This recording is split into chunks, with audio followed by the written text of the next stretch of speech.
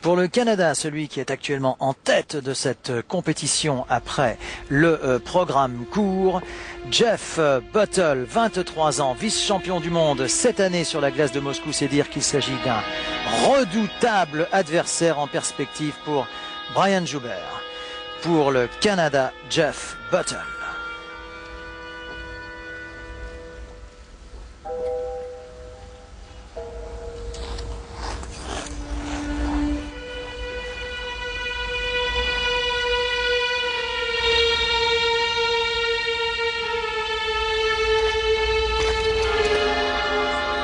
Une chute sur le quadruple boucle piqué.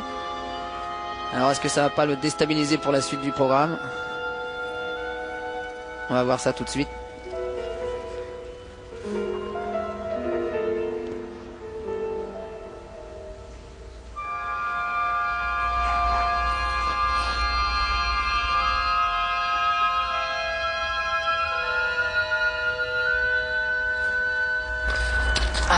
Retournement aussi sur le triple axel, cela commence pas très bien malheureusement pour le Nord-Américain. Malheureusement pour lui je dirais, mais heureusement pour Brian. C'est toujours des choses qu'il faut espérer dans une compétition.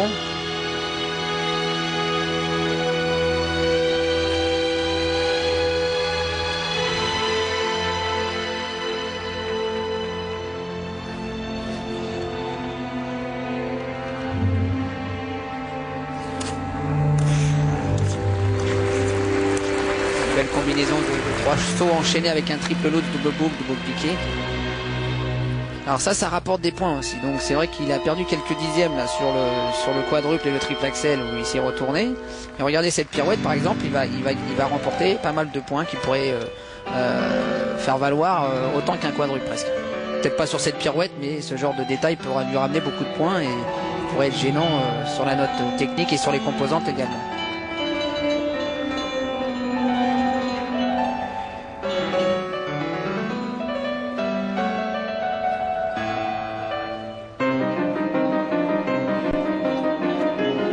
Plus stressé que sur le programme technique. Le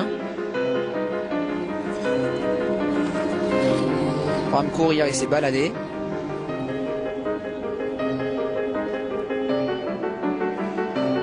Aïe, aïe. Alors là, il est vraiment en difficulté sur l'axel parce que c'est quand même le deuxième échec dans l'après-midi. Attention, attention, Jeff, le Rydberger semble assez bien passé. J'en peux volontiers cette question de Rydberger, mon cher. Je sais que vous l'aimez bien, je sais qu'elle vous fait sourire. Il faut savoir que c'était un saut mis au point par le patineur allemand Werner Rydberger. Alors, regardez les positions, les changements de position sur les pirouettes, ça rapporte des points aujourd'hui. Avant ça ne rapportait que sur l'artistique, mais aujourd'hui ça peut rapporter sur la technique et sur les composantes.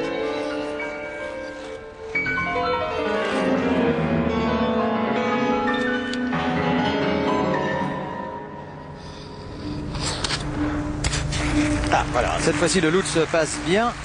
Le Canadien semble s'être repris quelque peu. C'est un programme de musique très romantique qui l'accompagne, puisque essentiellement à base de musique russe, on entend notamment Scriabine.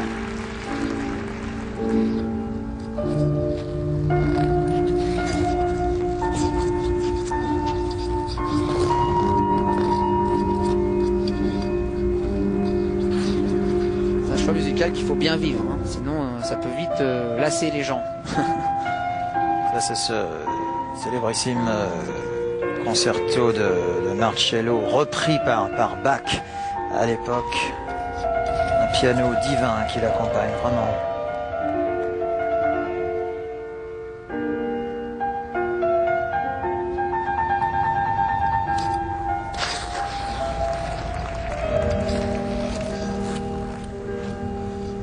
C'est un peu précipité sur le triple flip là. Beau triple salto, double loop piqué.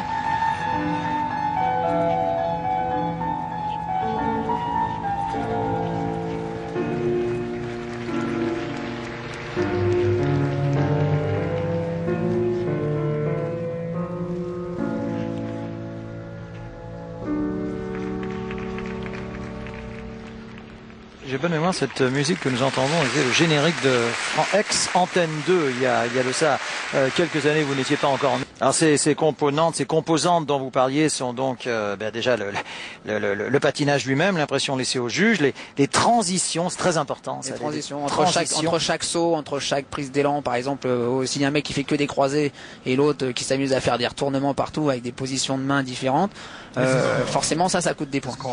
Alors il y a également donc la performance, l'exécution, ça c'est donc la première impression laissée au juge. Voilà, l'impression et la propreté générale du programme. Ensuite, il y a la chorégraphie. Hein, c'est en fonction de... Alors là, je pense que Jeff, normalement, devrait être bien noté en matière chorégraphique. Ça permet de rapporter quelques points aussi et de masquer les quelques erreurs qu'on pourrait faire au niveau technique. Et alors, ça va défiler très très vite. Qualité du patinage 7,65. Bon, il y a une grosse note des componentes, une moyenne de 7,60.